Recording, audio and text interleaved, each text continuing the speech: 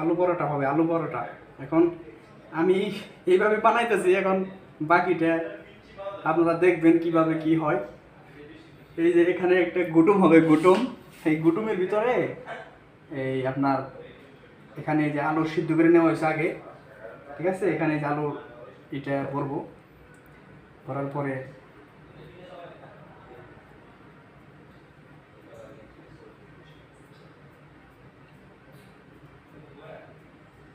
এই যে খামিশটা কী বলেন আপনারা, আমি জানি না। তো এই যে বেশি করে পানি নিলাম, পরে এখান থেকে এই যে দিয়ে দিলাম। এখানে হালকা একটু মরিচের ফাঁকি দেওয়া হয়েছে, আর হালকা একটু হলুদের ফাঁকি দেওয়া হয়েছে, ঠিক আছে? এই যে এভাবে দিয়ে, এই যে এভাবে দিয়ে তারপরে যে ঢেকে দিলাম।